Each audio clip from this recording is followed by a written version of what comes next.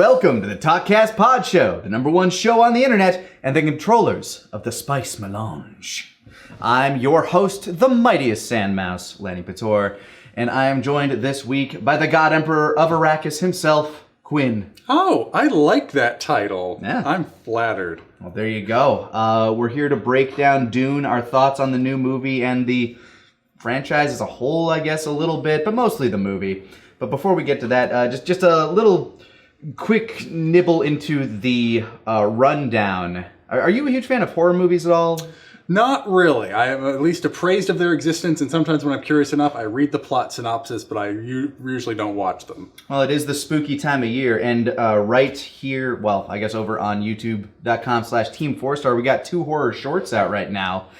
Scary Couch and Mr. Business, both helmed by our very own, very talented Stefan Kroseks. Definitely go check those out. I had a lot of fun working on Mr. Business. It looked like it was a lot of fun making Scary Couch. There was a bit going into that, but a hell of a lot of fun as we continue to experiment with the live action format. Definitely give it a look and let us know what you think about them. Beyond that, horror movie-wise this year, been kind of like a bit of a drought, but I did go and see Halloween Kills. And while I don't think it was quite as good as Halloween 2018, I'm a huge fan of the slasher genre. And Kills was a follow-up to the 2018 one? Yes, yeah, it is a direct sequel to 2018, which is a direct sequel to the original Halloween. Oh boy. Which, like, the whole timeline of Halloween is just really screwy, but there's like a billion videos on YouTube that will tell you all about it. So yeah, it is a direct sequel to the original movie, in which Laurie Strode is not related to Michael Myers in any way, shape, or form. But as it goes, Halloween Kills, I feel like when it comes to the practical effects, the actual kills and stuff like that, solid stuff throughout. But as a movie itself, I don't think it stands up very well.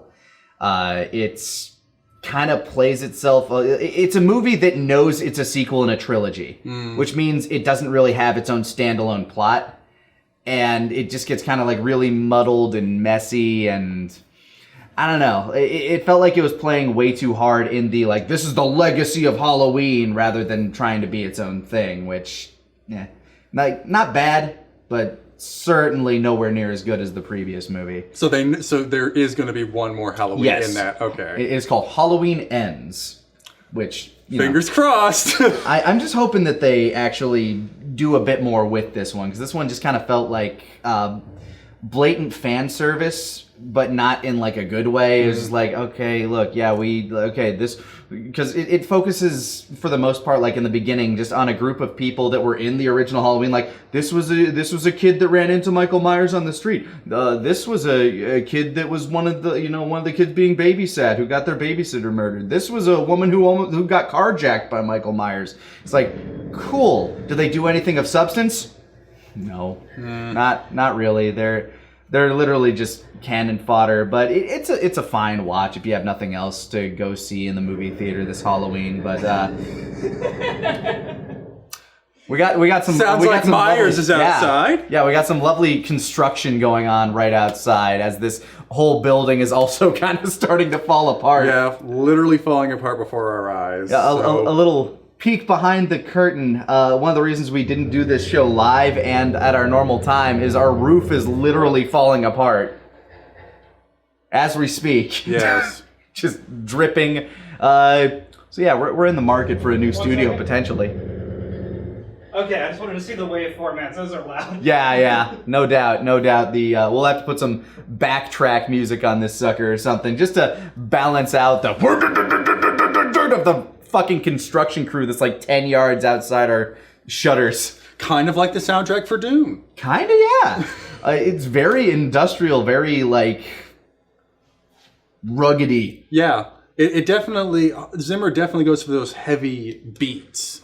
But I think it works very well. Yeah, especially when you have those different cuts, especially like in the Gom Jabbar scene, where you have Paul finally give that look of defiance to the Reverend Mother, and that kind of get that loud cry coming in, and just boom, boom, boom, boom, boom, boom. Yeah, which this works as good as a transition to anything else. Just as a blatant whole hog review overall, I think this might be one of my favorite sci-fi movies just in general. The way it was presented and the way it like plays itself out, the way it shows off its technology, it's absolutely beautiful and stunning throughout. Yes, exactly.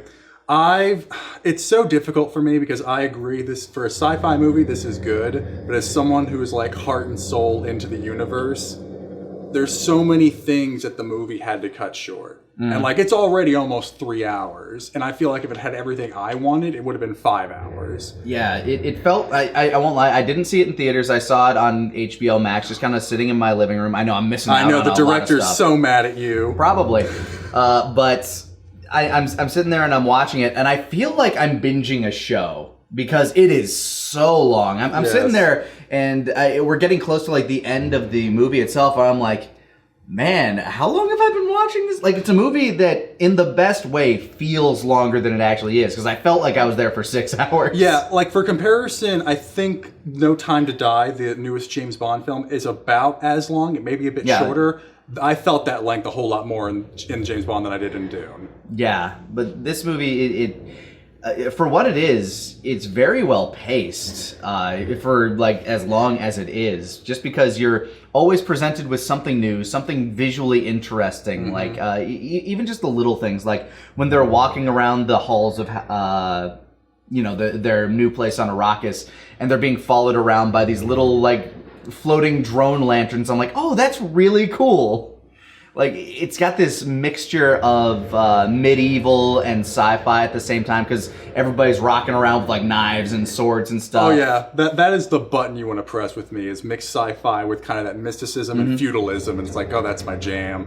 Yeah, it feels much more fantasy than it does sci-fi, but it just replaces most of the mysticism with technology. Yeah. Like, you have these shield suits, which they go out of their way to explain fairly early on. Like, if something's moving slow, it'll pass through. But if you're like trying to hit at it, like, with like a bullet or like a really fast moving blade, it'll stop it for a while. Although it does seem very selective on at certain action scenes. There are a couple of fight scenes where it's like, it looks like you're all moving really fast, and yet you can see the red blurs that are telling you the weapon's getting through the shield. Which, good visual shorthand, but also in at least 2 fight scenes, it's like, you look like you're moving the same speed either way, and you're getting through the shield. Yeah, especially in one particular fight scene with Duncan, Idaho. He's just like, okay, I guess these shields are just very selective. Yeah, or maybe he's just so strong he's busting through them. Yeah. I believe it is Jason Momoa. Yeah, Duncan's the exception. Everyone else has to deal with the normal rule. Yeah, he's the man. And the casting of this movie, like, fantastic. Yes, definitely. Everyone pulls off their role very well, especially since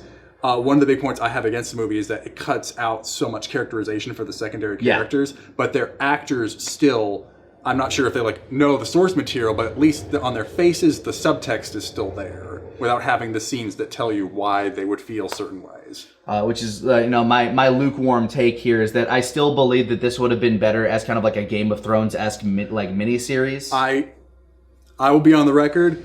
Dune needs to be a show, not a movie. Yeah. A movie adaptation will always have to cut so much out to fit in its runtime. And it did. They cut out a lot of characterizations from the secondary characters. They cut a whole character from this one to introduce him in the sequel, because we don't get anything from Thade Ralpha in the entire first chunk here. Mm-hmm. Which, fine, you can introduce him in the sequel and probably not lose a whole lot, because he really doesn't contribute a whole lot to this part of the story at all. I've actually heard a few theories that he may be cut out entirely. Really? You think they're just going to leave Ralban? It's like, I do not agree with it, but they felt like so much could be put into Raban that they don't even need Fade Ralpha. And I would disagree. I feel like Fade Ralpha is kind of like the dark mirror for Paul. Yeah, that's kind of his point, because Thade Ralpha is supposed to be that, he's the chosen one of the Harkonnen family, whereas Ralban is this, he's the brute force. He's played by Batista, so that's perfect. Yeah, no, and I totally agree, but some people were like, they have to pay so much for Batista, it's like, why even bring someone else in for Fade? So I feel like that's missing the point. I don't know. Dune Part 2, got approved 5 days ago, so who knows what may change. And I think it's fine to introduce him there, because, in this movie, he literally would have been a nothing character, just in the background being like, yes, uncle. I'll do my best, Uncle. He would essentially been what Piter was. Yeah, which kind of didn't exist either. They got rid of his whole subplot, which was fine. His subplot was meh to begin with. It's like, I like Piter. I feel like if I was ever able to act, I would have been Piter de Vries in this kind of thing. But he's gone. He has, a total of 5 lines? Yeah, they got rid of his whole thing. Like, they just kind of let him be the info guy, the mouth of the Harkonnen family for a bit there, as opposed to the drug-addicted assassin that he was in the books. Yeah. Which, I mean, I guess he doesn't really ever do a whole lot of assassinating in the books. But I mean, at the very least, he's the one that gets that killing blow. Yeah. I'm not sure how much in spoiler territory we want to go, because it's also, the book's so old. Well, we're spoilers for the, I guess, first 2/3 of the book. Pretty much into halfway of book 2, Yeah. I feel like. Because Dune originally was 3 books, and then they got smushed together into 1. Yeah, so the first half of the original Dune series book. Yeah. He's the one that does the killing blow on Yue in the book. But this one, they gave that to the Baron. Which, it's fine. Yeah, I don't feel like that's missing anything. I mean, especially since they already cut him so much to the bone. Might as well just have him be... Yue was already kind of a nothing character in this. Because he shows up to, give Paul, right before the Gong Jabbar. It's like, yeah, no, you're good. And then he shows up near the end, like, by the way, I'm betraying you. that hurts. Of all the things they cut, that one hurts me so deep, especially since I learned after the fact that he did it. There was that scene where he talks to Jessica. And in the book, it's, the framing device is they're talking about the date palms outside, which I feel like they still needed to have because it goes into the whole thing about the dream of Arrakis and all that jazz. Mm-hmm. But the conversation was still filmed, and that gives so much characterization to both Yue, because it tells you about his wife, which you actually get to learn about before he betrays everybody. Yep. And then you have Jessica learning about, despite her Bene Gesserit training, she has blind spots. Yeah. So it feels like so much of that detail would have enriched the work, but they still cut it. Yeah. So we do lose a lot when it comes to, some of the secondary characters in this, which is why I think it works very, very well as a supplementary piece to people who have watched the books, which is why I'm kind of sad Kaiser isn't here, because it would have been interesting to get his take as somebody who... He told me that he watched, one of the miniseries for Dunes, the one on Sci-Fi or something like that. The one with the terrible costume work! Shit! I didn't even realize it existed until he said that there was one. Imagine the Bene Gesserit girl flying nuns. Okay. If you want an example of just that. The Reverend Mother scene in the series, I can't watch without... She has literally the whole hat, and it just stretches out. What the fuck? Dune, like I said, miniseries is probably the best way to adapt Dune. The costume work on that one was terrible. Fair enough. But yeah, I would have been interested to hear his take, because there are a lot of things in the book that if you have read the book, or in my case, listened to the audiobook beforehand, by this point, by where this movie ends, you get a lot better of a sense of what exactly the Kwisatz Haderach is and what its, potentially powers are by that point in the book than you do in the movie. They try to give you hints as to what it is, but since you don't have the actual narration to go along with it, you kind of lose bits there. And it also stinks because the Kwisatz Haderach, in a mechanical sense, is really hard to describe. Yes. It is essentially a Bene Gesserit Reverend Mother who has access to both sets of other memory. Which, saying that, if you just saw the movie, you still don't know what I'm talking about. Exactly. But it's basically, and I guess this is a potential spoiler even for the next movie if they're going to explain it heavily, so... just bare bones review. Dune's really good. I recommend it. Yeah, if this has been too much spoiler already, go see the movie. It is a good movie. The rest of this is probably going to be me complaining about the movie. Heavily spoilers. Yeah, it's going to be spoiler heavy. I'm going to be complaining. That doesn't change the fact that I still like the movie. And as for adapting Dune to film, this is still probably the best effort. It's very strong. Yeah, it's probably the best effort we're going to see. Yeah, with just to bullet point it. Visual effects, amazing.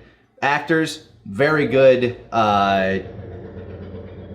Set design and costuming, fucking fantastic. Yeah. Visual effects, beautiful. And just one little note: the sandworms all look like buttholes. They look like giant buttholes. But they also look really cool and terrifying. Yeah. Like giant sand whales, basically. So yeah, see it. from here on, heavy spoilers.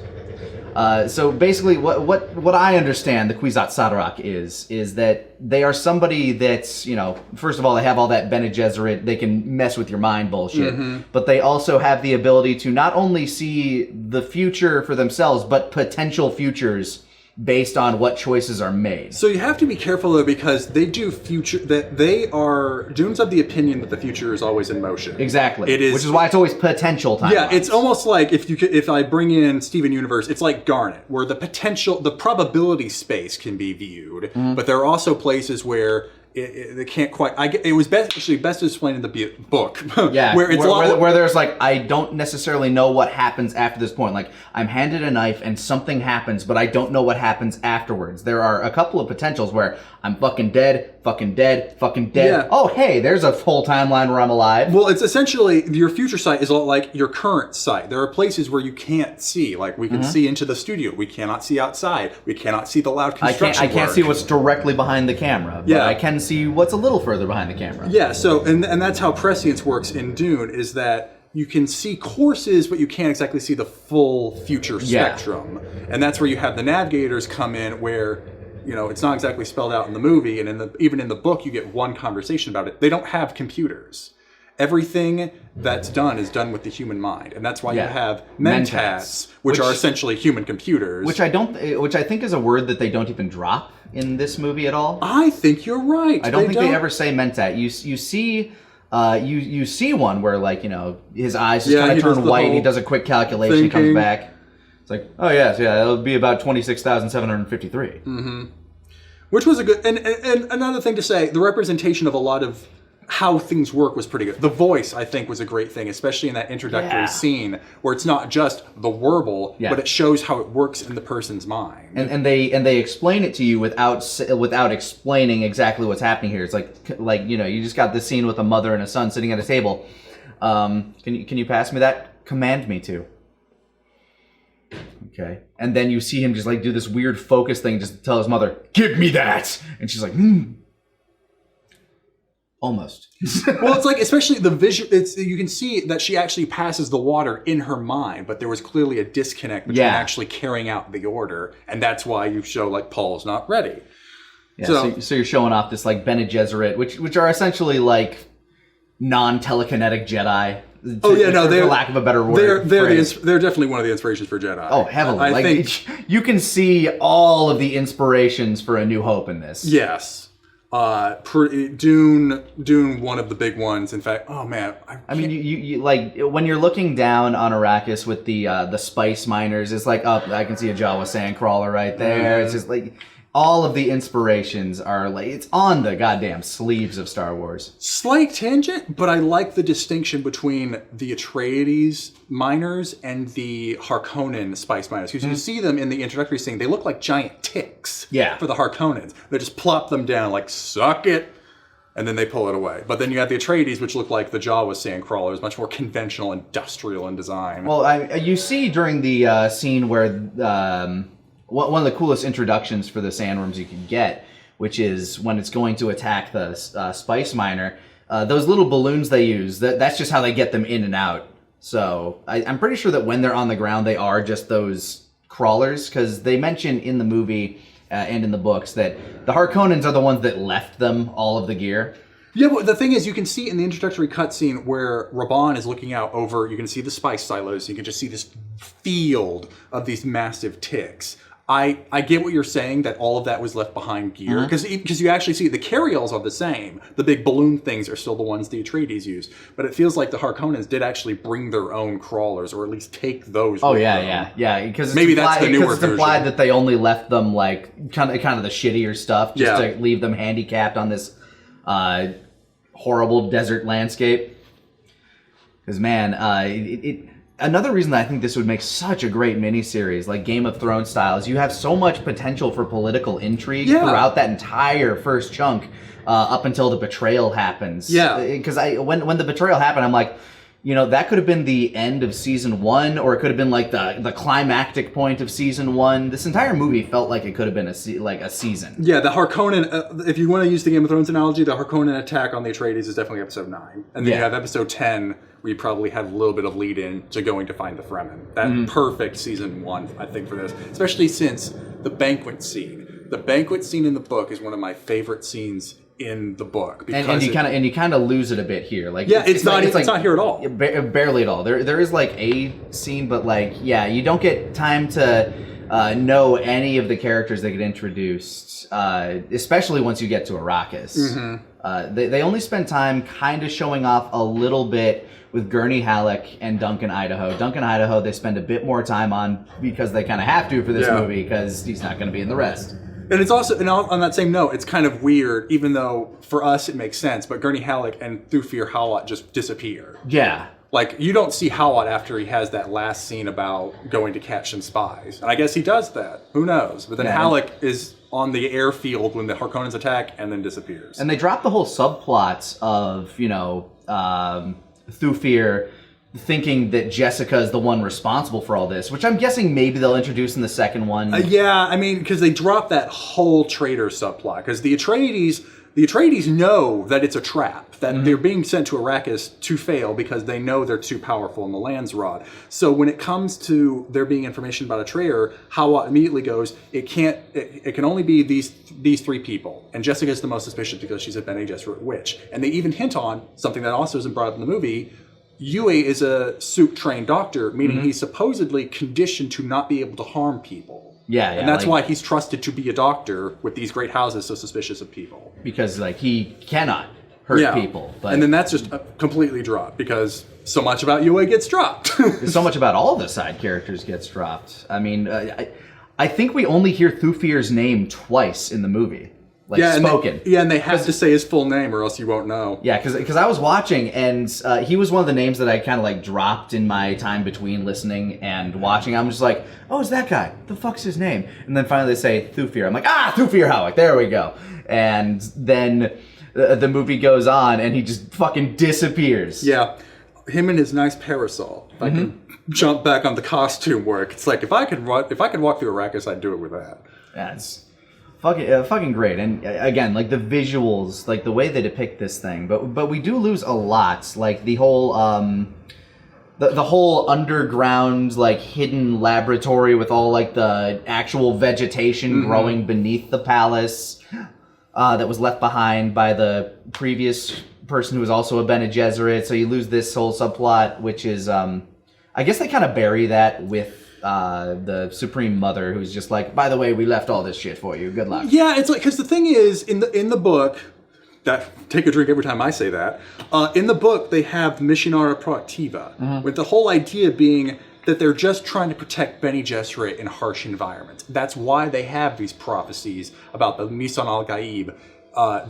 They want the native population to go, Bene Gesserits are special and should be protected because they can do stuff for us. But in the movie, it's phrased more like, we've set this up specifically for you. Yeah. We taught them that you're bringing along the Messiah or something, so they'll be more friendly to you. Yeah, and you're also right. A lot of that stuff about the greenhouse in the Arakeen mansion, that's gone. You don't hear anything about. Oh wow! Even I forgot her name, but you're right. The with the genetic eunuch. Yeah. Oh my gosh! It's now gonna bug me. Probably. It bugs me every time that I brain fart on a name like that. Yeah, they're whispering people. Continue. I'll think about it. No worries. We also don't get a whole lot with the house servant that they bring in. Yeah, the shout out Mapes. She's there. Yeah, shout out Mapes. She gets a scene. And again, another thing that made her useful, she told them about the traitor. Another piece of information to let them know, hey, there's someone in your ranks that's going to betray you. Yeah, she's there to show up to introduce the idea of a crysknife, which they also kind of botch a little bit, because later on in the movie, you see all the Fremen when they bring out their crysknife, and when they resheath it, they cut their wrist, because it's kind of like this Bushido thing where if a crysknife's drawn, it needs to taste blood before it can be put back in. But instead, we don't get that in the scene where she actually takes it out to show it off. And it's a little bit of world building. she nicks the shallot mates. You can see how instantly it completely coagulates and scabs over to show how they how they've adapted. The to blue the eyes are because of the spice, but they are somewhat still mutated. Also, Count Fenring. That was the person I was thinking about. Count Fenring. The genetic eunuch who was there, kind of in between the Harkonnens, the Atreides, completely cut out. Yeah, which as far as things to cut, okay, that one. He kind you can eliminate that character that doesn't even really show up in the books. Yeah, for just the book of Dune, eliminating Count Fenring doesn't do much. But in the larger world building, it introduces the concept that there is a way to kind of make someone blind in prescience. Like you can hide stuff from people who can see the future. Yeah. Which comes into more importance the later you get into the setting. But for this book, I agree. Yeah. Not really an important character. You can introduce all of the concepts that he represents through other means. Yeah. But you are right that I got too stuck on Count Fenring. I forgot what you were saying before. I was so proud of myself. Well, good job. I'm very proud of you for remembering Count Fenring. I'm going to earn that Emperor of Arrakis, damn it. There you go. But yeah, it's just a matter of like little things that they cut out, and the fact that we don't get a whole lot with Gurney Halleck, who I feel is a more important character in the long run, and who spends more time in the books with Paul. They kind of, I feel like they gave some of his scenes. They pivot over to Idaho. Yeah, they give some of his scenes to Duncan because they need Duncan. They're paying for Jason Momoa, and they want you to be more emotionally attached to him. In the books, for whatever reason, I always thought that Duncan was the older one between the two. Definitely, like I've always been of the mind that Gurney Halleck was the younger one. Who was like battle scarred and like wrecked, but not like old. Because he was a slave for the Harkonnens, and they treated him horrifically, and that's why he's loyal to the Atreides. It's very much the whole thing about how the Atreides win loyalty of their men, almost fanatic loyalty. I feel like you could have swapped the two. Like you could have had Josh Brolin play Duncan Idaho and have Jason Momoa play Gurney Halleck, and I think you would have been okay. I almost feel like if there was some casting decision about it's less, people wouldn't believe Momoa would die if it was him. Like if it's Josh Brolin, it becomes more, he's kind of the old guard. It would make sense for him to die. Yeah, but he still looks like a big, strong old guy. That's just my guess. I have no idea why they made that decision. But yeah, I've always been of the mind that Idaho is the older of the two. Because he seems like the more senior officer, the way they described him. Yep. Definitely. So I'm just I guess they decided to swap that around. Don't get me wrong, Josh Brolin's great. Oh yeah, and there's another cut scene I've heard about was that there's actually a scene of him singing a song, which is the whole thing about Gurney is that he's a bard. Yeah, but instead of like you get one line that's like he can sing songs. Yeah, why don't you play something from Gurney? Why don't you play something from Gurney? I don't want to. Let's fight. Yeah, no, he gets so pissed apparently at that notion that he throws a knife at his lord's heir. Yeah. But whatever. We'll figure like I don't think it's like a make or break kind of decision there that they made with that. Yeah, it's always like it would have been nice for you to have it, but to fit within that 3-hour runtime, I can see why you cut it. It's just always aggravating to me just how much to the bone they have to cut this to get it to be palatable. Yeah, with it, like to get it to something that's under 4 hours. Yeah. Which this movie could have been longer, and I think it would have been okay. But the problem is we're not going to get a director's cut because we have oh my gosh, I even looked it up. Denis Villeneuve, French Canadian, so I'm going to butcher the pronunciation every time. He doesn't like that sort of stuff. He's on the record saying the director's cut is the theatrical cut. The cut I wanted was the cut you got. So you may still get an extended edition, but that's going to have to be like Warner Brothers or someone or some producer coming in to do that. Yeah, like pick that stuff off the editing room floor and shove it back in. So like when the Blu-ray comes out, it might not even be an extended edition. You'll probably just get deleted scenes. I know. There's some I know there's a banquet scene that they cut. I know there's a conversation with Yue and Jessica that they cut, and I know there's a scene with Josh Brolin where he sings that they cut. I'm just wondering how much of this extra stuff did they end up making, and then ultimately decide Paul has to be our focus to get this thing fitting within its runtime. Because again, you miss out on all the costume work. Because Jessica's a great model for all that. Yeah, and they go way out of their way to add in more scenes of like Dream Zendaya because she's. Oh my gosh. So like, they lean on that hard though. I think in the book, like, you know, he dreams about her like 2 or 3 times, but in this it's like every other scene. It's like, oh yeah, Zendaya. And it also, to jump on Zendaya for a sec, granted, her in the movie, she has 10 minutes of screen time. So I don't want to completely fault her for that. But in the few lines she gets in this movie, it almost feels like I'm not watching Cheney, I'm watching MJ, the Fremen. Because at the very least, Cheney's the one that tells Paul, Jameis is a good fighter. He shifts his knife to catch you off guard. And you actually see, in credits of the movie, they show it. Right before Paul goes in for the killing blow, you see Jameis hide the knife with the intention that's going to come out in the other hand. But, I mean, it's just a little bit of characterization for Cheney that she's the one that tells Paul, hey, watch out. Instead, now we have here where it's like, I'm too cool. You deserve an honorable death. Here, have my knife. That's the least I'm going to do for you. But it feels like I'm just watching the same They character. do drop that little tidbit where, you know, she does warn him and give him the hint that we'll let him live. Yeah, it just feels like what little she actually was able to do in this movie felt like just Zendaya from Spider-Man coming in to play the Fremen. Which, yeah, she did not have a whole lot of time to actually do stuff. And I thought, like, the way she was characterized, this...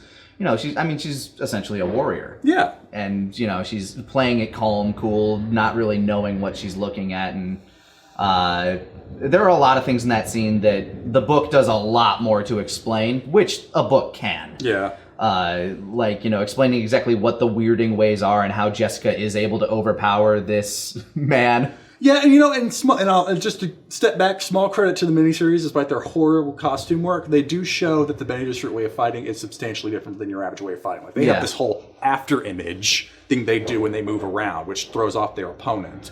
But this one is just like they fight good, which I mean, like she's just really good at jujitsu. Yeah, it's like there's so many little things that are so hard to convey in another medium. Like for example, the one thing I'll give this movie is that so much happens during the day when the whole thing is like.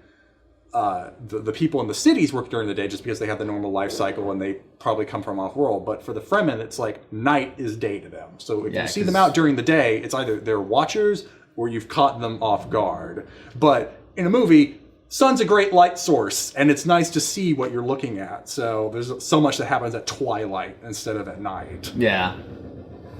Which, I mean, looks pretty. Yeah, and that's why it's like, movie sucks, it's not accurate. It's like, No, I think the movie's great. Like, the inaccuracies are just like little... Yeah, and it's like... little things, which is why I say it works really well as a supplement. Yeah. But even on its own, I think it standalone is very strong. Yeah. And I'm just trying to say, there's so much I don't want to complain about to make it seem like it's a bad movie because it's inaccurate. I'm just trying to say, it makes concessions for the fact that it's a visual medium. Yeah. Which a book doesn't have to worry about. Very much so. Because, thinking about it, because like the way a Bene Gesserit is supposed to fight is like they make you believe they're doing something when that's not what they're doing, because that's what they can do. They can kind of impart these feelings into your mind, these feelings of unease, these feelings of, okay, they're about to, go for a thrust when they might be going for a hook or something. It's all misdirection, but instead of just using the force, they use their intimate knowledge of themselves and their opponent to misdirect, to throw them off guard. So it's all this like big bluff game for them. But in this, they can't really show that off. So she just kind of like, boom, gets him to the ground, knife to the throat. Yeah, no, it's like, I didn't know you were the weirding way. It's like, she kind of just kicked your ass. Yeah, what was weird about that? Are you just like kind of calling this back here? Yeah, I mean, such a tiny nitpick. But there's this cool thing about when she disarms Stilgar because she plays into his expectations. Mm-hmm. He thinks the weak women from the pan and the sinks are going to go, oh, I can't take it, and she kind of falls over, and then that's how she hooks them. It's like he expects her to go down, but doesn't expect her to come back up and attack, and that's kind of a nice illustration of the weirding way, that misdirection that they don't do, and it's like. I'm not offended that you didn't do it, but it's a nice little thing. The miniseries did it. I did think one scene that they did very well, translated from book to screen, was when they were breaking out of their captivity in the ornithopter. Yes. Using the voice, like, the one guy is like deaf, so you have to be careful that he's not looking when things are happening. And the use of the voice in that scene is probably like the strongest representation. It was just like, kill him! Shink! just, ooh, I'm just like, hell yeah. And also the one thing I didn't think an adaptation was going to bother with, the hand signals. Yeah. Like, so much of that is in this movie, and it's in the book because it's one of the ways they're able to have battle language without their opponent knowing what they're trying to say. And the fact they do that so often in the movie is something I really enjoyed, enough to balance out the things they don't put into the movie. Again, this is like you said, probably the strongest adaptation we've seen so far. Could it be better? Certainly. But it is still very, very strong. It is visually beautiful. And we haven't even really talked about the sandworms other than the fact that I think that they look like somebody's pulling a full-on goatsy. Yeah. When we first see them, like in the book, they're described as actual forces of nature. They are compared to a natural disaster. And when we first see one, you just kind of see that sand cloud off in the distance moving towards the spice miner. And you get that whole scene, but then when they finally get back up, get the hell out of there, and you see this massive machine getting swallowed up, and you only kind of get the fringes of its mouth as it gets dragged down into it. You get the teeth and then just the lip as it starts to close, and that looks great. It's, oh my god. Right alongside the Prey to Shai Hulud, which I think is a great pairing. Yes. Because you start to realize exactly how fucking immense these things can be when they swallow up something that's the size of a small building. Yeah, and again to the visual effects, looks just like a Guild Highliner. Yeah, and looks absolutely fantastic throughout. And you get that scene closer to the end where the Imperial, oh god, I can't remember her name. Sardaukar. Yeah, the Sardaukar are attacking, and the environmental Fremen lady is there pounding on the sand. I can't remember their name for the life of me now. Liet Kynes. Liet Kynes.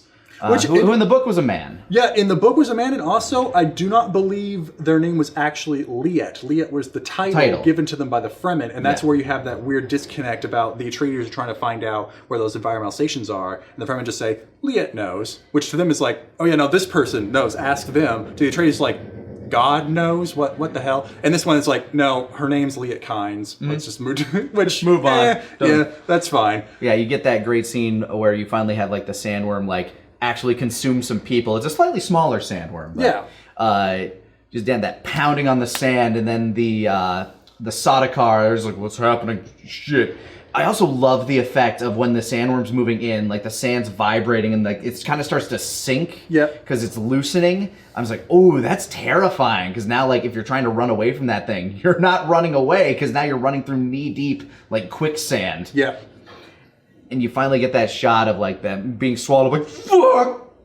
Oh, and that scene at night where Paul and Jessica make it to the rock, and it's just kind of standing, looming over them. Hi guys. Yeah. Hi. It can't see, and it's not going to eat that rock, so it's just going to sit there. And oh god, just being face to face with something like that is, whew. It makes you wonder how they get the teeth for the crysknife. You think do the teeth just break off from time to time, or do they actually find dead sandworms and go yank? Well, we know they die. There's a whole life cycle, which I'm guessing they're going to explain more in the second movie. Oh, it's a very important part. Yeah, no, it explains why Dune is the way it is. Mm-hmm. I'm guessing that the teeth themselves, they probably since they avoid rocks. Odds are if one's just kind of blinded or just going into something, it might chip off on a rock every now and again. Maybe they're like sharks where they just fall out. Because essentially what the dune worms are, they're giant whales. They filter the spice and all of that. They basically eat little versions of themselves, like the tiny sandworm babies, don't they? Little sand plankton. Yeah, I mean it's definitely an interesting ecosystem where you have the little makers kind of serve as the main food source, but then of course they come up for anything that seems to have rhythm on the ground. So I would imagine it's not just filter feeding, but it's also they extract some nutrition. I mean, why else have teeth if not for they find stuff and actively eat it? But the teeth themselves don't seem to actually work as they work like the whale grills, because they seem to work like as a filtration, because the teeth don't chew, they don't grind. Well, the thing is, we never seen it actively. We only see it start to close its mouth when it's eating the crawler, and I wonder if that's almost like a bit of compression, where once it closes its mouth, the teeth can actually dig into whatever's in there. But yeah, for the most part, it's probably just mouth open, going through the sand. Yeah, and the teeth are there just to kind of filter out some of the larger debris that it doesn't want to swallow. Although it does eat giant hunks of metal, so... Yeah, I mean, it definitely seems to be able to just eat anything. As to whether it extracts nutrition from the crawler, I mean, it's full of spice, so maybe... Who knows? Those film books do so much exposition work for this movie. Yeah. Where you only have 2 of them, but so much as like the Eyes of the Ibad, the Sand Walk, where most of that's kind of observation. Now it's just book tells you, and it's clunky, but it's fine. Yeah, it's just with as a plot device where you just kind of need here's some information for you. That's a good way to do it, because it is a way that is presented in the books too, because he's reading through the mini films. Yeah, but it's always. Again, it's not that I'm mad that they did it this way, but I also have to recognize, from a narrative standpoint, it's exposition, and when you have someone just sit there and tell you this is what this stuff is, let me tell you this in this nice and structured tone, it's not exactly the best way to get information across. But also, for how much information you have to get across, it seems like a fair compromise. And it does a very good job of show don't tell in a lot of other ways too. In the books, in the movie, when he first puts on his still suit and Liet is walking around just checking to make sure, oh wow, you even knew how to fit your shoe slip style. It's like, it just seemed like the right way to do it. They do have that kind of clumsy moment where it's like, and he will know your ways. It's like, but that's a good way of introducing the fact that the stuff that the Bene Gesserits left behind, this guy fucking, he might be legit. Yeah, I mean, it's certainly better than the David Lynch movie, where it was always like, okay, well, this person thinks this thing in the book. We'll just keep that. We'll just have him say it. Yeah, just have them whisper it so you know what's going on in their head. Some things are definitely better than other adaptations, but also from just a filmmaking, take it out of the setting and look at it just from a filmmaking perspective. It's clunky exposition. And it's up to each individual audience member to go, does that work for you? Is that still too clunky? That your mileage may vary.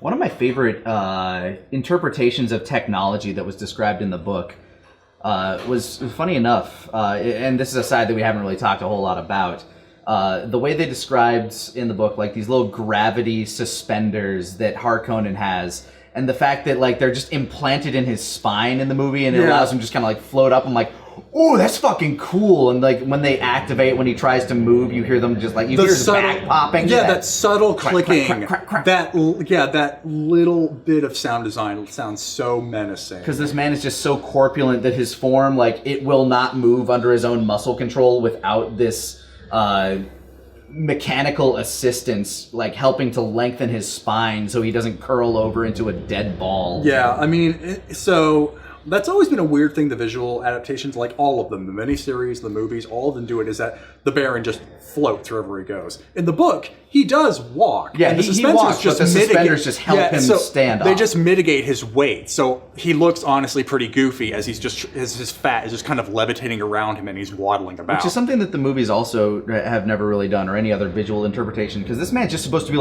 insanely fat. Yeah. They kind of make him look a bit like... He's supposed to be Harkonnen the Hutt. Yeah. But instead, they make it somewhat sensible. Yeah, they aren't going to hire somebody who's straight out of My 600-Pound Life. Mm-hmm. So, because I don't think there are a lot of people that can actually be on set and exist that way. And we actually don't have suspensors to actually help them. Yeah, you'd need actual wire work for that shit. 10 people playing tug of war in the background. Hold on! You're getting a crane for it. But, so we always end up with somebody that looks like somebody who might play Wilson Fisk in something. Yeah, essentially. Which, that's fine. I don't mind, because without immense CG, you're not going to make him look like that blobby Hutt man. Mm-hmm. And they also, seem to drop the pedophile angle with him, which fine, good. That's not something you need in the movie. And that's always been a problem with just an audience trying to reconcile themselves with Dune, is that unfortunately Frank Herbert, that was his shtick, is that whenever he had I'm pretty sure he was a homophobe, and in the sense that in his writing, every time he had a villain, they were either outright gay or coded fobbishly. Yeah. And I mean, death of the author. He's literally dead. So that's how I reckon. Author's literally dead. Yeah, it's like, I mean... fuck what he wants. Frank, you're in the ground. Fuck off for your bad stuff. You wrote good books, but yeah. But it wasn't just like the homophobia with Harkonnen. He was literally a pedophile. Yeah, you know, and every single time he's like, give me some entertainment. Find me a young boy. Find me a young boy. Oh, and drug him because I don't even want to bother. Yeah, I don't want to fight this one. Yeah, it's like I just want to do my business and then get the slave out of here. Okay. It's like I'm cool with that being dropped from the movies. Don't need that. Fine with that being getting rid of. It does really imply the evil a lot more, but I don't need it. And he can be evil without also being a child rapist. I mean, yeah, and that plays into Frank's problems. But of course, you have that little. So if you've seen the movie, this is a book spoiler. So tune out for just about 5 seconds. But some of the politicking between the Baron and Fade uses those slaves against him, and only the Baron. It's only actually Thufir coming back in later that the Baron's able to. And the fact that like the Baron is also kind of like hot for Thade as well. Yeah. Which David Lynch showed off in a very interesting way. Yeah, and he also feels the same way about Paul. So I wonder if that is something they're going to mix in the sequel, or like, again, I don't think it's something that they have to at all. Yeah, no, I feel like there are ways you can sidestep it, which I wouldn't. I am not so gung-ho about the book lore that you need to have that. Yeah, you don't need, no. Yeah, if you want to sidestep pedophilia, cool. Yeah, feel free. I'm not going to harp you on that for you. But anyway, yeah, when it comes to the menace of the Baron, you have to walk a very thin tightrope, because otherwise he is just a fat, pouting baby who floats around everywhere. And it's really hard to make that intimidating. But it is, I feel like, especially the scene he has with Duke Leto, it's carried over very well. Yes. Especially that little tidbit that his shield mechanism is just something you can flick on with a finger. Everyone else has something on their wrist they have to actually reach and flick on, but it shows that kind of paranoia of the Baron where he's like, oh, this doesn't look right. Click. Okay, now what? Yeah. Which I felt like that scene played out fairly well, although I feel like in the book he was a little bit further away to give that plausible deniability of actually being able to survive. I mean, but we do see his shield react to the fumes for some reason. I can't quite remember. It's been a while since I've read that scene in particular, but I feel like the Duke was still like he was seeing Piter when he was thinking he was seeing the Baron. Because the thing is, he's still drugged from UA. Yeah, stripping him naked in the movie was an interesting touch. But it's Oscar Isaac. I'm not going to complain. Oh, yeah, no, and I'm straight. Of like anyone to be stripped naked in this movie, if it was Oscar Isaac, I'm more than pleased. It's just an interesting choice to have him. I mean, it's the ultimate humiliation. It makes sense in all these layers. They're degrading him. He's just like laying there in the chair. Yeah, it's like when it happened, it's like, okay, didn't expect it. And it's shot very tastefully too. Like the legs of the chair are just kind of directly. Yeah, no, you only really get the side where he's just. I'm probably completely out of shot now, but you don't see anything that would make it R-rated for that. Yeah. But no, that whole scene's strong. They don't. I mean, the books don't really either, so I can't even like harp them on this. We don't really get a whole lot with Rauban or like anything about what he is, other than he is just like really devoted to his uncle and he's kind of a meathead. Yeah, like even the book was like he's just the beast Raban, and you pretty much get that when he's executing prisoners in front of the flaming palm trees, which, for shorthand, pretty effective. Like if you want to show just how much of a monster he is, show him irrationally screaming, and then show him murdering prisoners. There you go. There you go. You're done. Speaking of prisoners, one of probably my favorite visual interpretation from book to screen was when we got to see, the Sardaukar planet and all like the fucking like religious zealotry going on there. I'm like, oh, this is fucking cool. And you got that throat music going, oh yeah, boy. Just like all the Sardaukar just like laying there and just like being prostrated and bled out so they could mark the people going. That was the blood ritual. That was some shit out of fucking Doom. And I'm like, oh, okay. Yeah. like that's fucking world building. Yeah. Like, shit. Like you do not see Salusa Secundus in Dune at all. You are simply told it is a hell world, which for that 4-minute scene, pretty effective in showing that off. Yeah, it got me to sit up. I'm like, oh shit. I want to know more about this shit. Yeah. Set. But the thing was, I mean, sorry, I just mental tangent. No, the whole thing was the Harkonnens. The Emperor does not want his hand to be shown here. Yeah. And they usually show that, the Bene Gesserit was only speaking to the Baron in that cone of silence, and, the Atreides would die in the dark. But the also added touch was they would dress the Sardaukar as Harkonnen soldiers. Which they didn't. Yeah, they so just you kind of have- yeah. flat out let them know, like, I mean, at that point in the betrayal, oh well, fucking whatever. Well, I mean, the problem is, if anyone leaves Arrakis having seen that, they would, of course, like, who believes Joe so-and-so who got off Arrakis and says Sardaukar were on the planet? That's its whole thing. But the problem is, if they're obviously Sardaukar, that kind of plays against the whole conspiracy against the Atreides, where it's like, Emperor, you don't want people, because they were right. If, like, the Landsrod found out Sardaukar were picking them off one by one, they go, oh shit, now it's a war of survival. Yeah. Shit's going down.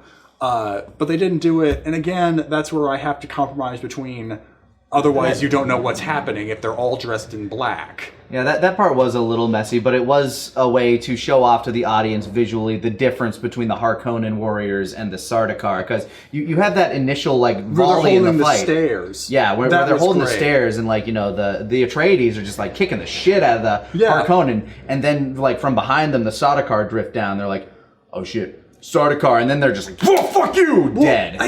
That scene, I feel like, is a great way to minimize the entire betrayal of the Atreides, because it's just such a perfect shorthand of Harkonnens have numbers, but they're not well trained. The Atreides are able to do more with less, and then it's only because of the Sardaukar betrayal that the Atreides are able to be so easily defeated. Yeah, and it's all just 5-minute scene. And it can only be visually portrayed like that if the Sardaukar are dressed differently. Yeah, so it's like, again, your mileage may vary. If you're really if it's the do or die with the book, then they're not dressed as the Harkonnens, and that's a lore mistake.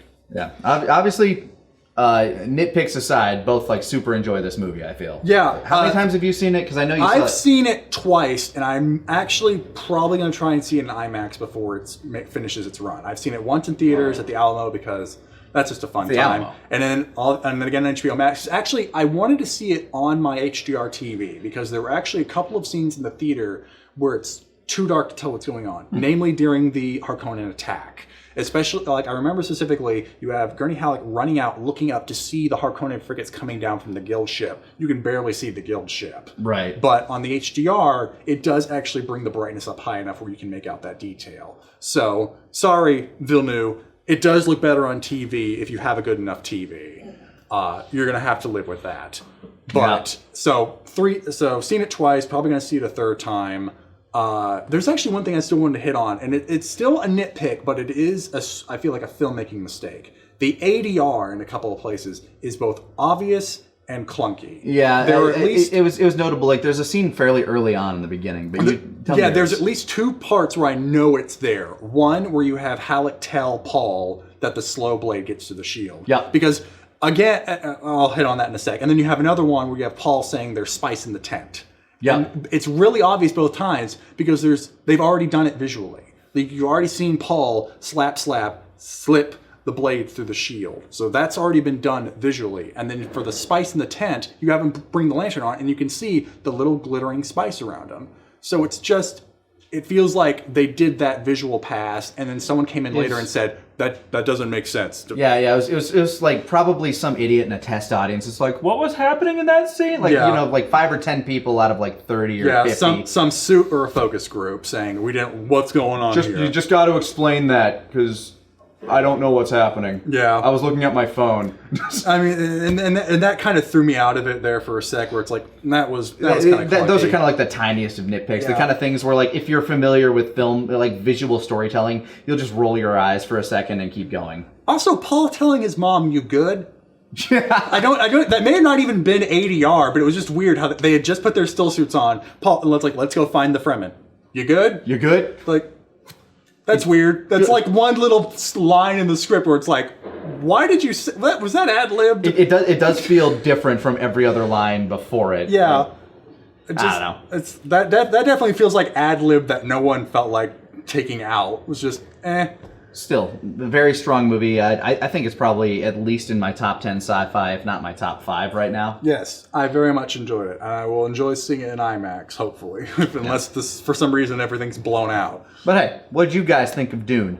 What are some of your tiny nitpicks? One thing I kind of want them to focus on a little bit more is I want them to focus a bit more on like the Spacers Guild, like the Explorers Guild, which they do a bit in the first book.